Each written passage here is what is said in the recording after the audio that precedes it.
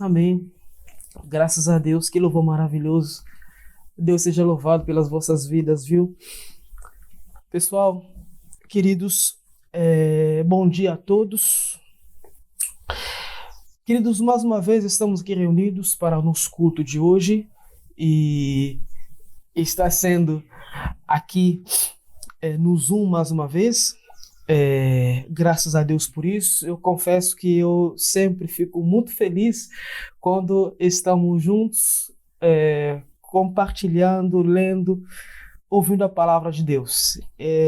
Eu espero que a mensagem que essa palavra trouxe ao meu coração a semana toda, enquanto eu estava estudando, essa mesma palavra possa também entrar no seu coração nessa manhã e capacitá-los a enxergar a vida dessa maneira e olhar a Deus de forma totalmente diferente. Eu tenho certeza que a tua vida também será diferente a cada dia que passa. Agora eu quero que você abra as suas Bíblias no livro de Salmos, capítulo 116, do versículo 12 ao versículo 14. O texto diz assim, meus queridos. O salmista diz: Que darei eu ao Senhor por todos os benefícios que tem feito? Tomarei o cálice da salvação e invocarei o nome do Senhor. Eu pagarei os meus votos ao Senhor, agora na presença de todo o seu povo. Amém, amados? Curva a sua cabeça e vamos orar a Deus. Amado Pai, mais uma vez vamos a Ti em nome santo do Teu Filho Jesus Cristo, em quem encontramos esperança para a vida hoje e para a vida eterna. Por meio do Teu Espírito Santo, Senhor, fala conosco, fala aos nossos corações profundamente. Guia-nos mais próximo de Ti, Senhor. Que ao terminar nosso culto hoje, estejamos mais perto de Ti que estávamos antes de começar. Fale conosco, Senhor, em nome santo do Teu Filho Jesus Cristo. Amém e amém. Queridos, hoje eu queria compartilhar com vocês esse texto, porque esse texto nos mostra um dos segredos de termos uma vida feliz, alegre, leve aqui na face da terra. Sabemos que as coisas estão muito difíceis. Estamos rodeados de lutas, de problemas, de situações complexas, mas podemos sim, na realidade que nós vivemos aqui hoje, ainda continuar a viver feliz e alegre. Muitos pensam que só seremos felizes aqui na Terra ou alegres quando, por exemplo, os nossos problemas que enfrentamos sumirem, desaparecerem, ou quando nós vencemos esses problemas. Ou então pensa que não só seremos felizes de fato quando nós estaremos no céu, na presença de Deus, onde não haverá mais pecados, não haverá mais choros, não haverá mais lágrimas. Mas devemos saber que o Senhor quer também que sejamos felizes aqui na terra, que também sejamos alegres aqui na terra, que caminhemos também confiantes aqui na terra durante a nossa caminhada terrena. E podemos concordar junto aqui que o que não nos falta para arrancar essa alegria das nossas vidas são os problemas que surgem dia após dia. Os problemas ocupam as nossas mentes, os nossos pensamentos e muitas vezes nos conduzem à tristeza, à angústia, a medos, às inseguranças e torna, sem dúvida alguma, as nossas vidas mais pesadas, mais complicadas. É impressionante, não sei se acontece com vocês, mas acontece sempre comigo. Logo que passa um problema, logo que eu findo com um problema, logo que eu soluciono um problema, eu me sinto tão feliz porque eu solucionei. Logo depois surge um outro. Não sei com vocês, mas comigo isso acontece praticamente sempre. Então, às vezes eu me pergunto, será que nunca vai acabar? Será que haverá 2, 3, 4, 5 dias onde eu posso viver sem me preocupar com nada, simplesmente feliz nessa vida? Bom, é uma questão que me acontece, não sei com vocês, mas me parece que não somos refém desses problemas até partirmos dessa terra. Agora, muitos se perguntam, então, se não sempre teremos problemas, então nunca poderemos ser felizes? Porque parece que somos alegres e felizes quando finalizamos, quando vencemos por esses problemas. E como esses problemas surgem dia após o outro, será que nunca seremos felizes? Então, eu posso dizer, se depender de ter os nossos problemas solucionados, nunca seremos felizes. Se a nossa felicidade depender dos problemas que nós solucionamos, das tribulações que nós vencemos, das lutas econômicas, financeiras, emocionais, se depender de vencer tudo isso para sermos alegres e felizes, na minha concepção, eu acredito que talvez nunca sejamos pessoas felizes e alegres. Podemos ver que Jesus, que é o modelo principal de vida, que desde o seu nascimento, aliás, antes do seu nascimento, o Jesus começou a ser perseguido por Herodes. Antes que ele se fizesse homem, já estava sendo perseguido. Ele nasce, ele é perseguido, ele é prejudicado, ele é rejeitado, ele é maltratado, e por fim ele morreu na cruz. Mas se tem uma coisa que nós não podemos negar que existia na vida do nosso Senhor Jesus, é que ele era uma pessoa alegre, resolvida, feliz. Ele estava enfrentando as suas lutas, suas perseguições, com uma postura impressionante de segurança, de felicidade, de alegria. Nós podemos ver sempre, lendo as Escrituras, as respostas de Jesus sempre equilibradas. A sua maneira de se colocar, mesmo quando ele estava sendo ofendido, ele estava sempre alegre, equilibrado e de uma forma que nos impressiona, me impressiona quando eu leio as Escrituras. Então Jesus, apesar de tudo, era uma pessoa feliz aqui na Terra. Se ele é o nosso exemplo, devemos segui-lo, então devemos aprender com ele como ser alegres e felizes apesar de todas as circunstâncias. E podemos ver muito claro o apóstolo Paulo em Gálatas capítulo 5, versículo 19, Paulo diz que um dos frutos que o Espírito de Deus opera em nós é a alegria, é o gozo. Então, se o Espírito de Deus opera isso em nós, se nós temos o Espírito de Deus, então é claro que devemos ser felizes. Mas é claro, e nós sabemos muito bem disso, que apesar de termos esse Espírito Santo de Deus, muitas vezes isso não impede que os problemas nos fustiguem, nos castiguem, nos dominem, nos afetem a tal ponto que gere tristeza, angústia em nossos corações, gere inseguranças, gere até certo tipo de medos, gera até certo tipo de fraquezas em nós. Então, apesar de sermos cheios do Espírito Santo, ao nosso redor, o mundo continua atacando, fustigando, perseguindo. Então, é inevitável que, apesar de termos esse fruto do Espírito Santo em nós, que em certo momento nos sintamos para baixo, triste, abatido. Nós podemos ver um dos homens mais poderosos que já pisou na face da terra. O nome dele era Elias. Podemos perceber, apesar de grandes feitos que ele fez no nome do Senhor, quando ele foi atacado pela Jezabel, que decretou a sua morte, a Bíblia diz que ele vagueou pelos desertos tristes e abatido. Era um homem cheio do Espírito Santo de Deus. Mas chegou um momento que ele se sentiu abatido, triste, para baixo. Então pode acontecer. E nesse texto de Salmos eu encontrei mais um segredo para que possamos caminhar felizes apesar de tudo. Uma das coisas que pode nos deixar felizes nessa caminhada nossa na face da terra é reconhecermos quem é Deus. É reconhecermos a soberania de Deus. É reconhecermos principalmente tudo o que Deus já fez por nós. E sermos gratos por isso. Se formos pessoas gratas a Deus por tudo que Ele já fez, então seremos pessoas que sempre lembrarão dos feitos de Deus em nossas vidas. Então sim, poderemos ser pessoas alegres e felizes durante a nossa caminhada terrena, dia após dia. Então, hoje eu quero falar sobre esse salmo que é um segredo, que é mais um segredo para termos uma vida feliz, alegre e tranquila.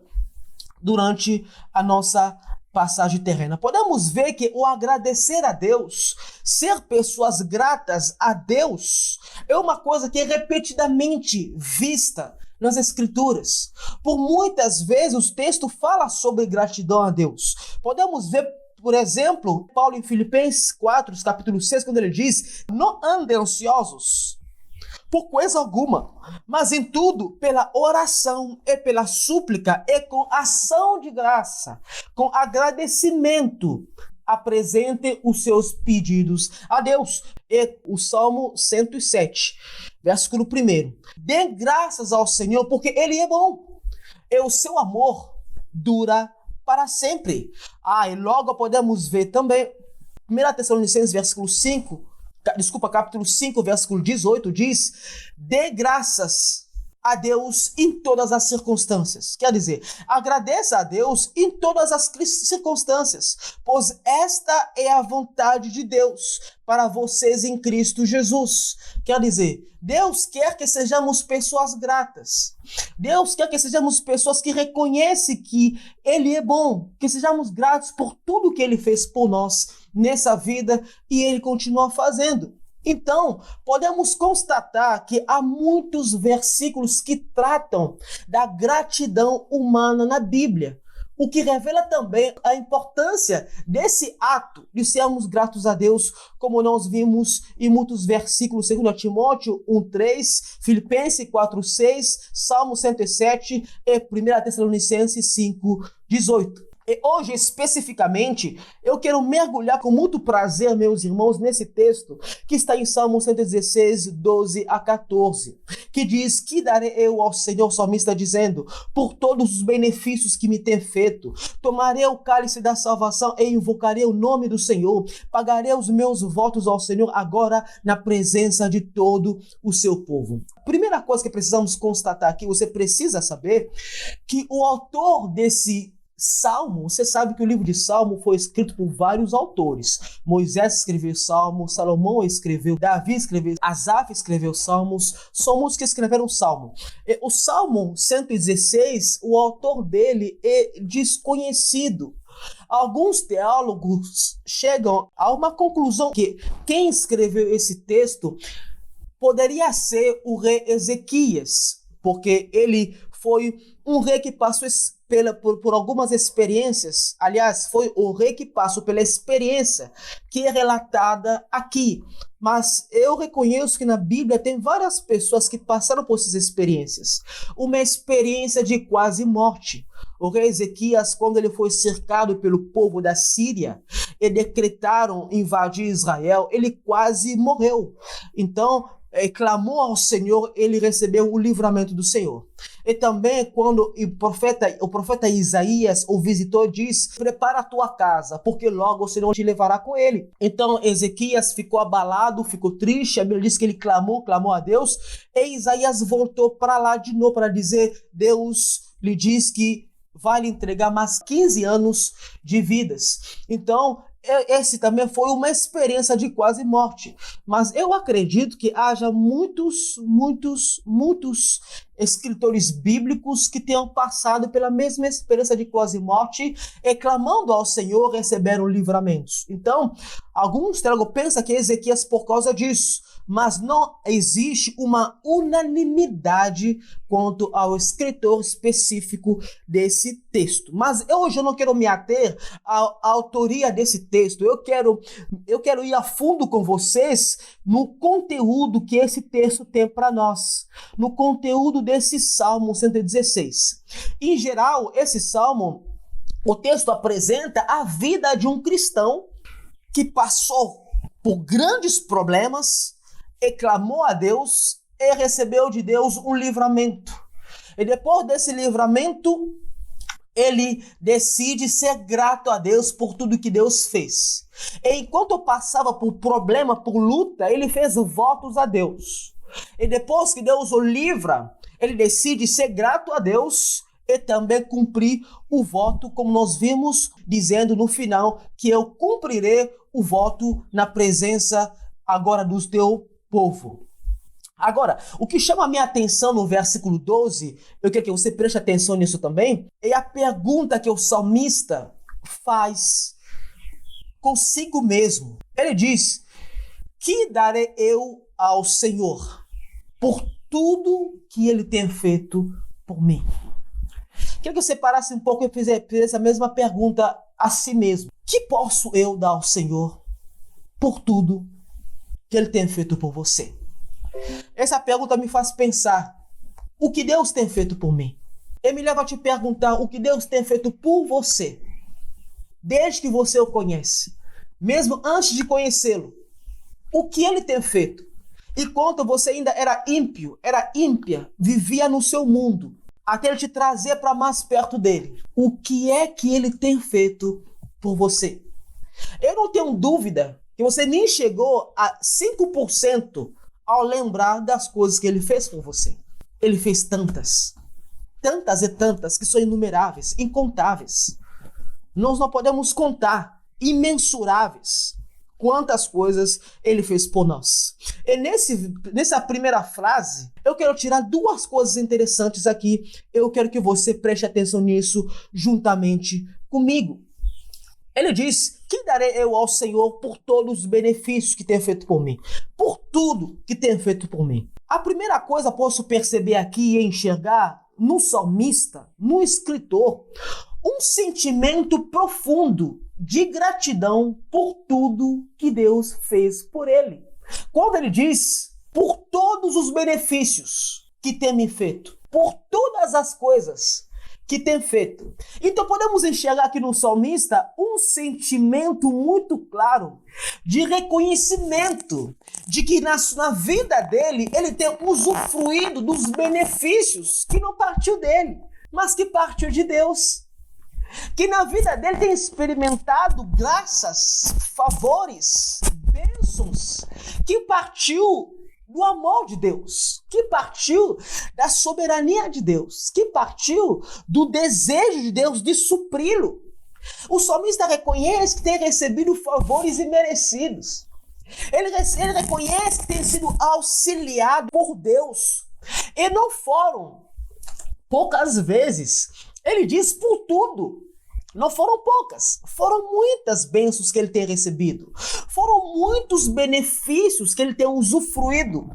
E ele diz: eu sou grato por tudo que o Senhor fez. Ele mostra o sentimento de reconhecimento, porque a palavra gratidão, na sua origem, é a qualidade de quem é grato.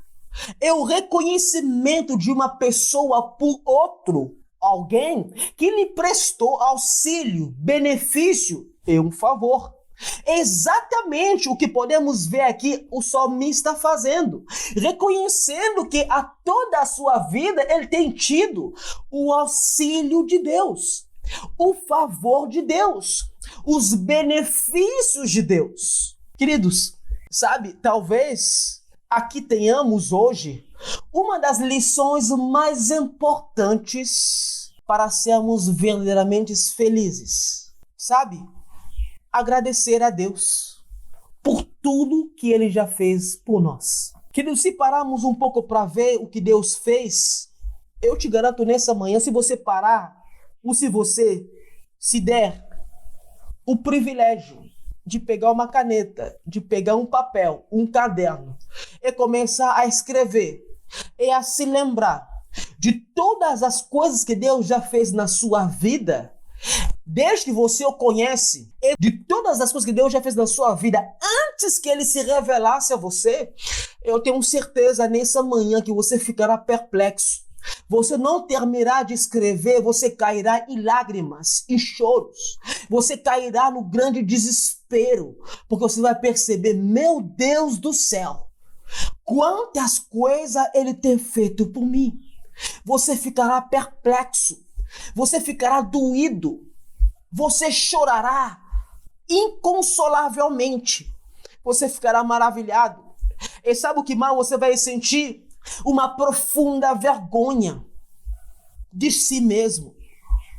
Diante das tuas queixas atuais, diante das murmurações que você tem tido, diante das suas grandíssimas reclamações, quando você olhar para aquele papel, ver cada detalhe de ação de Deus, você ficará profundamente envergonhado e você perceberá a sua grande ingratidão diante de Deus, levando em conta todas as coisas que Deus já fez. Perceberemos, infelizmente, que estamos sendo muito ingratos, murmurando, reclamando, se queixando.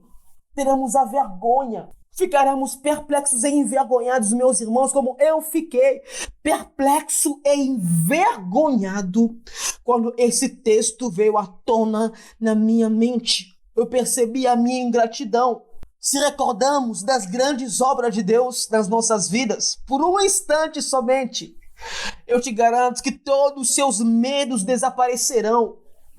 Todas as suas inseguranças vão desaparecer. As inseguranças que nos atormentam hoje iriam desaparecer. Os medos diante das situações atuais e das circunstâncias que nos cercam iriam desaparecer. Por quê? Porque perceberemos que o nosso Deus é soberano. É que Ele está no controle de todas as coisas. Que nada, absolutamente nada, passa despercebido diante da sua presença.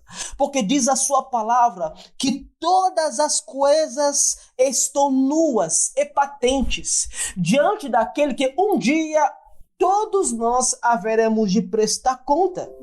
Então, nada lhe passa despercebido. E isso nos dará uma segurança saber, não importa o que esteja passando aqui, eu sei que Ele está presente, porque Ele esteve no passado, Ele está agora, Ele estará futuramente. E também não podemos negar, meus queridos amados, que o grande problema nosso como cristãos, o grande problema do povo de Deus, do crente, é que parece que nós temos amnésia. Parece que nós temos uma capacidade impressionante de esquecer as grandíssimas coisas que Deus faz em nossas vidas. Parece que a nossa mente, depois da queda, tornou-se mais propenso a registrar, a guardar, a reviver os momentos ruins do que os bons. Interessante que quando estamos contando às vezes, para as pessoas, certas coisas que acontecem conosco, quando vamos contar sobre as tristezas, as dores, os sofrimentos, colocamos um ênfase tão grande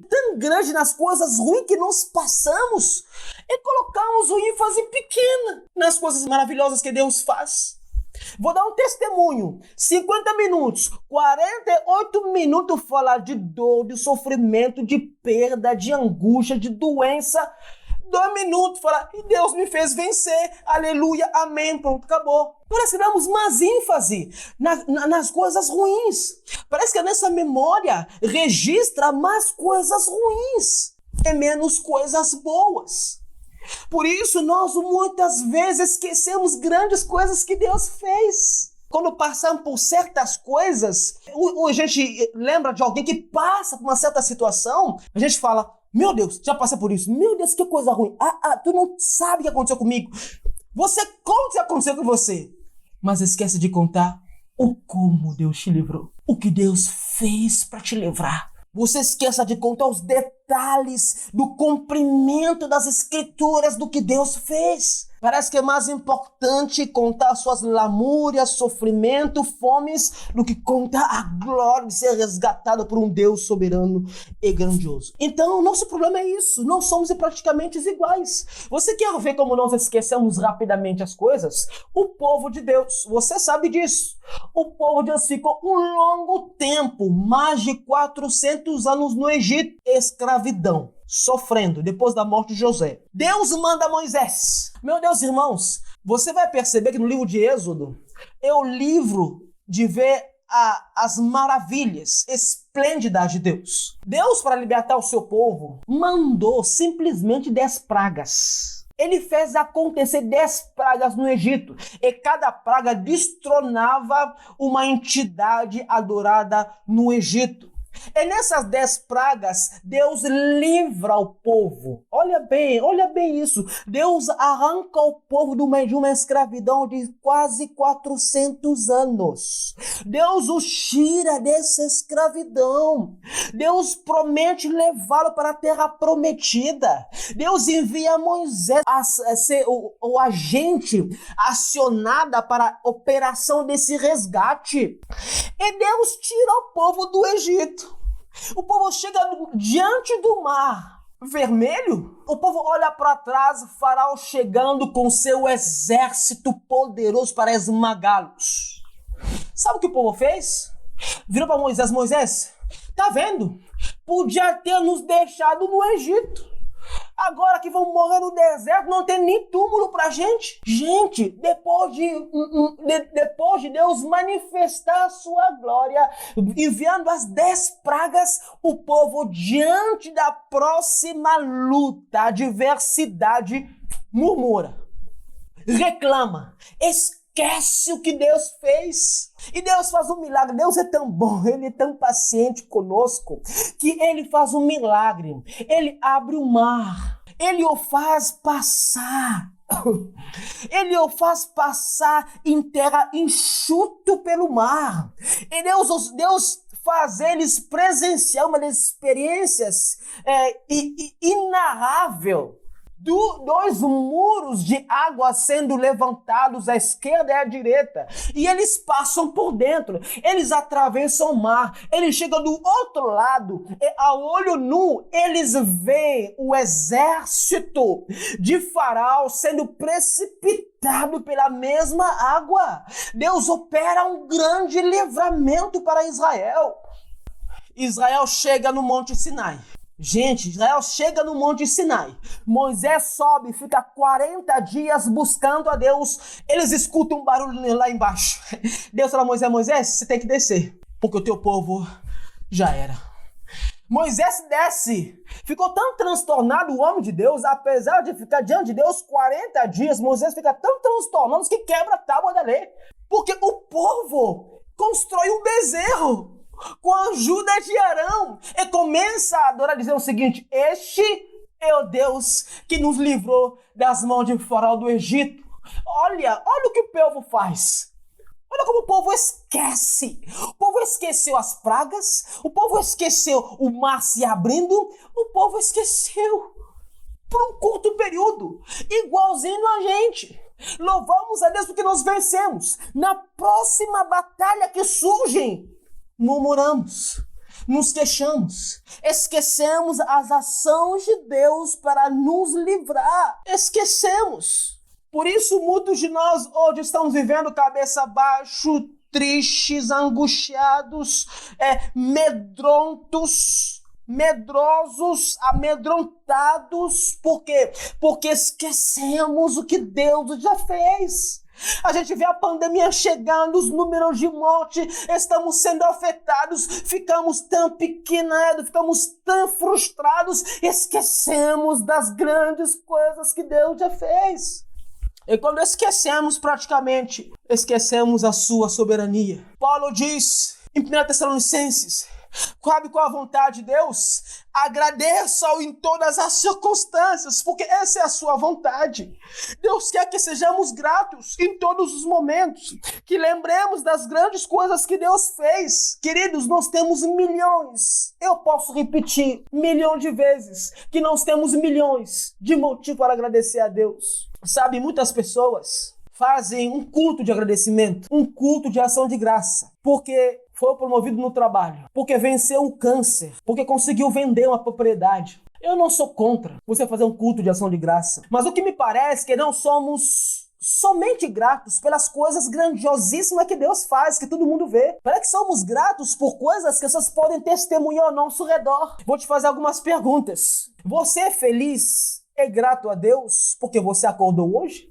Você faria uma festa hoje porque você acordou? Não, né? Porque parece pequeno demais. Mas a Bíblia diz que Deus guarda as nossas vidas enquanto nós dormimos, e ao amanhecer Ele renova as suas misericórdias para conosco. Mas parece ser motivo tão pequeno para sermos alegres e felizes. para reconhecermos a sua grandeza e a sua soberania. Você está feliz e alegre porque você acordou dentro de um quarto e que você pode puxar uma cortina e olhar para a janela? Que você acordou em cima de uma cama e pode dizer, Valdir, por favor, pega um café para mim porque tem café? Às vezes não, né? Às vezes não. Celebramos. Não somos tão gratos a Deus por essas coisas maravilhosas que Ele faz conosco. Oh, Deus, tenha misericórdia. Mas tem tantos se levantando no meio da calçada. Tantos perdidos. Tantos que não têm um café da manhã. Eu gostaria que estes também acordassem agradecendo a Deus e buscassem o Senhor. Que a palavra do Senhor diz que o justo não viverá mendigando pão. O Senhor suprirá essas pessoas. Você está feliz, acorda feliz porque você é salvo? Ou quando acorda de manhã, isso não passa na sua cabeça? Na sua cabeça passa mais contas a ser pagas, festa para ir, reunião para ir, resposta para mandar, coisas para comprar?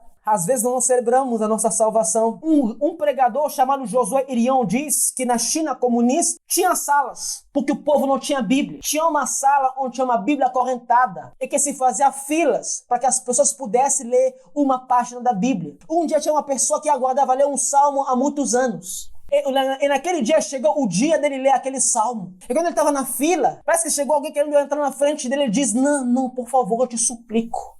Não entra na minha frente. Faz anos e anos que eu espero na minha vida para ler este salmo. Agradecemos pela Bíblia que nós temos. Um celular de papel. Mas estamos preocupados com as contas que vão vencer. Acordamos pensando como negociar com o banco. Só queria te lembrar que essas contas que nos preocupam, essas questões terrenas que nos preocupam, se você não tivesse acordado com fôlego de vida, tudo isso cairia para água abaixo. Não teria mais sentido. Que darei eu ao Senhor por tudo que tem feito por mim? Então, amados, está na hora para olharmos para trás e começar a sermos gratos a Deus. A glorificar a Deus, a agradecê-lo por tudo que Ele tem feito por nós, pois é isso que o salmista está fazendo. Ele está reconhecendo que Ele fez muitas coisas por mim. Talvez hoje não estejamos nas condições que desejaríamos estar, mas sem dúvida alguma, em nome de Jesus, nós não estamos mais nos mesmos lugares que nós estávamos quando nós o conhecemos. Então podemos ser alegres e felizes sabendo que aquele que começou a boa obra da salvação em nós vai completá-la. E Ele é soberano para nos guardar até aquele dia. 1 Timóteo 6, 7 e 8 diz, porque nada trouxemos para este mundo, e é manifesto de que nada levaremos dele. Tendo, porém, o sustento e com que nos cobrir, estejamos com isso contentes. Apesar de tudo, se nós temos o mínimo para viver, é a razão de sermos gratos a Deus. Sejamos gratos a Deus por todas as coisas que Ele tem feito por nós. E o segundo ponto nessa primeira frase é o que o salmista fala no início. Ele diz, que darei eu? É claro que o salmista foi tão abençoado, experimentou tantos benefícios da parte de Deus, que ele é tomado de sentimento, de desejo, de anseio, de retribuir a Deus por tudo que Deus fez. Quando ele diz que darei eu, o que eu posso dar ao Senhor que fez tantas coisas por mim? Sabe por que o salmista faz essa pergunta? Porque ele é grato, porque ele reconhece que Deus fez algo por ele. Então ele se sente na posição de fazer algo por Deus, ou de fazer algo por alguém que lhe cerca. O salmista sente esse desejo, isso é uma característica de pessoas gratas, sentem vontade, desejo de retribuir de alguma maneira. Apesar de que essa retribuição na Bíblia não é obrigatória, mas é um sinal, é uma evidência de quem é grato. Quem é grato não é egoísta com aquilo que recebe de Deus e dos outros homens. Ele quer dividir aquilo que tem com os outros, porque ele é grato, sabe que é o favor de Deus, aquilo que tem, aquilo que possui, ou aquilo que Deus depositou sobre a sua vida. É a verdadeira gratidão tem esse efeito. nos leva a querer retribuir, a fazer algo a respeito daquilo que Deus fez por nós. Podemos ver isso no livro de Marcos, vocês todos sabem disso, da história da libertação do endemoniado de Gadareno. A Bíblia diz que esse homem andava furioso, andava possesso de demônios pelos cemitérios. Mas quando esse homem encontrou-se com Jesus, Jesus tomou todo espírito maligno, expulsou. Esse homem foi liberto. Cristo trouxe de volta ao estado de um cidadão útil para a sociedade. É o que o Espírito Santo faz conosco. Quando esse homem estava aos pés de Jesus, Jesus foi expulso daquele local. Esse homem ficou tão grato por tudo que Cristo havia feito. Ele disse: Senhor, por favor, me leve contigo, não me deixe aqui. Ele era tão grato a Deus, disse: Senhor, a minha vida é sua, me leve onde o Senhor quiser. O Senhor fez por mim o que ninguém poderia fazer. O Senhor pode me tomar por completo, me leva, me guia, conduza-me contigo, toma a minha vida para ti. Eu pertenço ao Senhor. Cristo diz: não, vá para a sua cidade, retribua, contando grandes coisas que eu tenho feito por ti, que Deus fez por você. Como retribuir? O salmista diz: que darei eu ao Senhor por tudo que o Senhor tem feito por mim? Ah, meu Deus do céu. Existem muitas pessoas em quem podemos perceber que não há gratidão a Deus. Podemos ver isso na Bíblia. Tem uma falsa gratidão, tem um falso arrependimento em algumas pessoas. No livro de Mateus 18, 23 a 35, tem a história de um servo impiedoso que devia grande quantia ao seu senhor. Seu senhor mandou vender a sua esposa e os seus filhos para poder pagar a dívida. Mas ele suplicou e implorou, e o Senhor o perdoou. Ele o libertou de todas as dívidas. Quando ele sai daquele local, encontra o outro servo que o devia uma quantidade pequena. Ele não teve a mesma misericórdia. Ele não teve a mesma consideração. Ele não foi grato ao que ele recebeu do seu senhor superior. Ele foi tão ingrato que ele fustigou o que ele devia. Ele não retribui a mesma misericórdia que ele recebeu do seu senhor. Então, essa pessoa não é grata. É uma falsa gratidão. Pessoa que é grato a Deus sabe retribuir. Essa pessoa não sabia retribuir. Tinha uma falsa gratidão. Nós não devemos ser assim. Nós devemos entender que devemos retribuir todas as coisas que Deus fez por nós. Interessante que o salmista, ao se perguntar a si mesmo, ele também traz uma resposta. Então ele responde com 3 pontos interessantes que demonstram a gratidão dele ao Senhor. Mas antes, ele pensa: se alguém me fez um favor, um ser humano me fez um favor, eu posso ser tomado de desejo de retribuir esse favor. O que eu posso pensar? O que essa pessoa necessita para que eu possa retribuir um favor, para que eu possa ser útil para ela por alguma razão. E quando eu encontro essa oportunidade, será um prazer retribuir esse favor. Será um prazer ver essa pessoa feliz. Será um prazer. Agora pensemos juntos. Por que o salmista faz essa pergunta?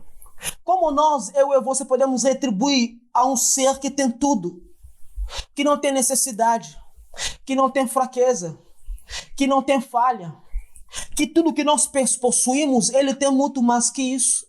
Ele tem muito mais do que nós não temos. Como podemos retribuir a ele? Como podemos retribuir a esse Senhor diante de uma doxologia que Paulo faz em Romanos capítulo 11? A doxologia é uma palavra grega que vem de 2 palavras. Doxos quer dizer glória, honra, louvor. Elogias, que quer dizer logos, palavra. A doxologia é uma expressão de louvor e adoração a Deus. Como nós podemos retribuir a Deus diante dessa doxologia? Paulo diz: profundidade das riquezas, que Valdir e a Tânia cantaram há pouco tempo. Profundidade das riquezas, tanto da ciência como do conhecimento de Deus. Quão insondáveis são os seus juízos e quão inescrutáveis os seus caminhos. Porque quem conheceu a mente do Senhor? Quem pode ser o seu conselheiro? O que ele deu primeiro para que depois possa lhe retribuir? Porque dele é por Ele, é para Ele são todas as coisas. Glória pois a Ele eternamente. Amém. Como nós podemos retribuir a um ser que tem absolutamente tudo e muito mais? Como retribui a esse ser? Essa era a pergunta do salmista que experimentou um livramento, experimentou uma bênção que veio de Deus, não veio dos homens. Então, como posso retribuir a Deus por tudo que Ele fez por mim? Paulo nos oferece essa doxologia. Diante disso, como podemos retribuir a Deus? Nós não podemos pegá-lo de surpresa. Ele não tem necessidade, ele não tem ponto fraco, ele não tem necessidade de nada. Não lhe falta nada. Como podemos retribuir ao dono de todas as coisas? Como podemos retribuir ao Senhor? Que darei eu ao Senhor? O Senhor vem da palavra Kyrios, palavra grega que quer dizer o dono, o possessor, aquele que tem direito sobre mim, o dono de todas as coisas. Como eu posso surpreendê-lo e agradá-lo? Então o salmista responde a si mesmo com 3 respostas.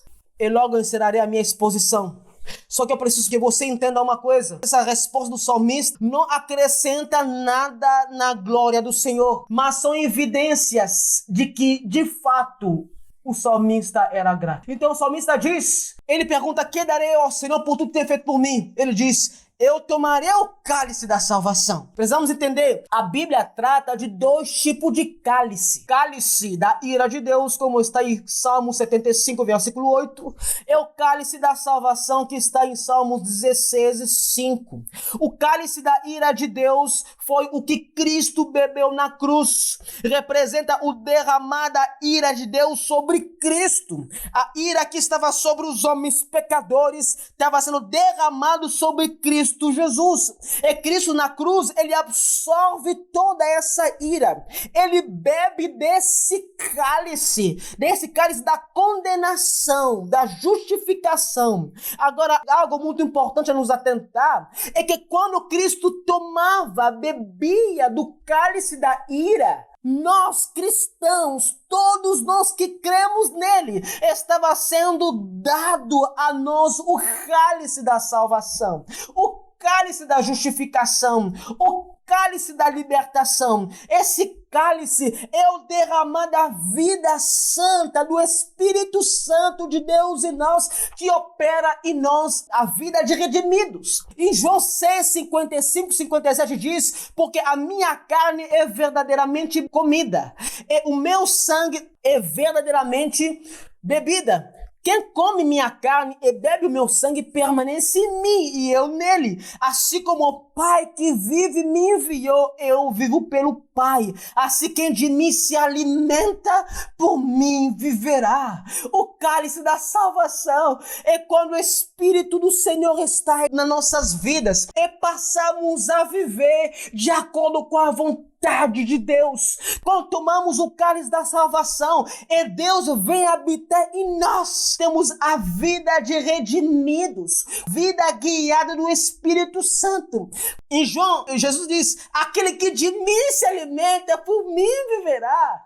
O cálice aqui, meu Deus, é a vida de Cristo em nós. São testemunha de uma vida em Cristo Jesus. Isso é tomar o cálice da salvação, viver, andar como aqueles que foram redimidos, como aquele que foi resgatado pelo sangue do Cordeiro.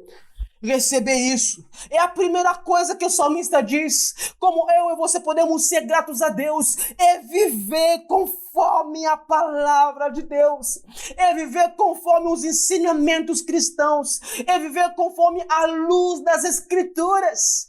Isso é uma forma de sermos gratos a Deus. Lembre-se, isso não acrescenta nada em Deus, que Ele é completo em si mesmo, em tudo, mas é um sinal, uma evidência de que de fato nós fomos salvos e somos gratos a Deus. Viver conforme a sua palavra. O segundo ponto do salmista, ele diz, invocarei o nome do Senhor. Queridos, em Gênesis capítulo 4, versículo 24, a Bíblia diz que depois que nasce Enós, o filho de Sete, que era o filho de Adão e de Eva, a Bíblia diz que daí em diante começou-se a invocar o nome do Senhor. Agora, qual era o cenário antes do Enós nascer? Qual era o cenário naquele tempo? O cenário era o seguinte, o Caim tinha acabado de matar o seu irmão. Abel. Ele tinha recebido a marca de Deus. Deus o havia marcado. E Caim tinha se afastado da presença do Senhor. Do Caim nasceu Lameque. E Lameque foi o primeiro a lançar a bigamia, como escrito aqui nas Escrituras, casa-se com duas mulheres. E também foi o segundo assassinato manifestado aqui nas Escrituras. Então, no tempo, depois da queda de Adão, até o nascimento de Enós, o povo havia dado as costas para Deus.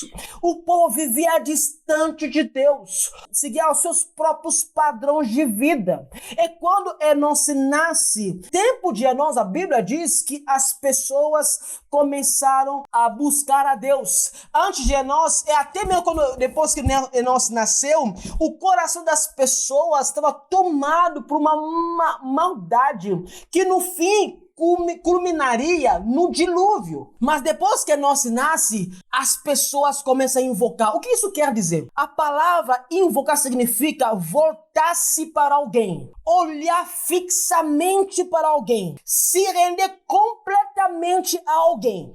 Então, no tempo de Enós, o povo percebeu a sua mediocridade e a maldade dos seus corações. O povo voltou-se para Deus, começou a buscar a sua misericórdia, começou a buscar o seu perdão, começou a se arrepender. O salmista diz: como posso retribuir ao Senhor pelas benditas graças, pelos seus favores, pela sua salvação? Ele diz: então eu invocarei o nome do Senhor. Ele quer dizer, uma forma de retribuir por tudo que Deus tem feito por ele, e ele se voltar completamente a Deus, e ele olhar fixamente para o autor e consumador da nossa fé.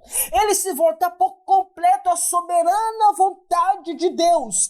Ele depender somente de Deus. Ele se render completamente somente a Deus. E invocar o nome do Senhor. Queridos amados, se nós queremos ser gratos a Deus, a melhor forma de fazer isso é nos render completamente a Ele. Nos voltar completamente a Ele. As nossas vidas sejam entregues completamente a Ele. Isso é invocar o nome do Senhor. O terceiro ponto é o último. Ele diz: pagarei os meus votos ao Senhor, agora na presença de todo o seu povo. Antigamente, tinha essa cultura de fazer votos a Deus. Podemos ver isso em Gênesis 28, 20 a 22, quando Jacó faz um voto a Deus, sendo perseguido. Ele diz: se o Senhor for comigo e me guardar nessa viagem que faço, e me der pão para comer e vestes para vestir, eu em paz tomar a casa de meu pai, o Senhor me será por Deus. Esta pedra que tenho posto por coluna será a casa de Deus, e de tudo quanto me deres, certamente te darei o dízimo. Aqui ele faz um voto a Deus. Também temos exemplo de Ana, a mulher de Eucana, em Samuel 1, versículo 9 a 11, quando a Ana vai em Siló. A Bíblia diz: então Ana se levantou depois que comeram e beberam em Siló, e Eli, sacerdote, estava sentado numa cadeira junto a um pilar do templo do Senhor.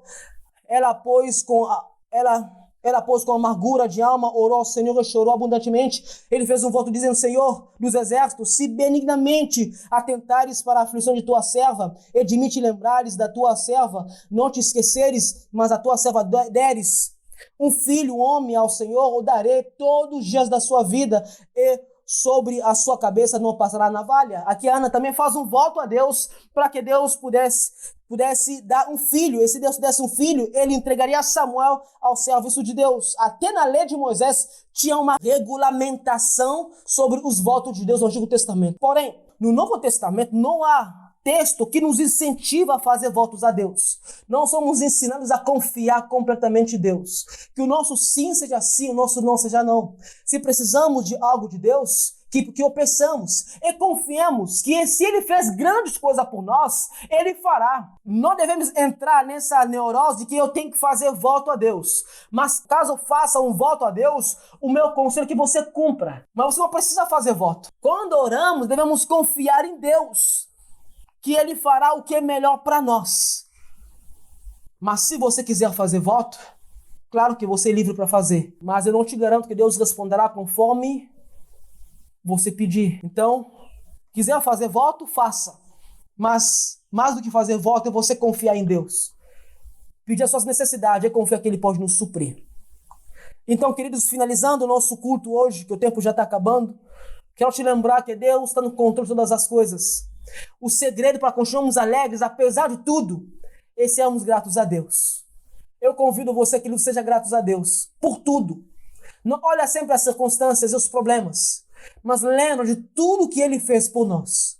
Queridos, eu sou muito grato a Deus. Quero que você seja também. É que essas evidências estejam na sua vida. Você não é obrigado a retribuir para ninguém, mas é um sinal, é uma evidência. Os que de fato são redimidos e salvos amam retribuir, amam ajudar, amam servir os outros. Oremos. Amado Pai, obrigado por mais um domingo. Abençoe o teu povo. Esteja conosco, Senhor. Que sejamos fiel a Ti, hoje e sempre. Que sejamos gratos todos os dias. Em nome de Jesus. Amém.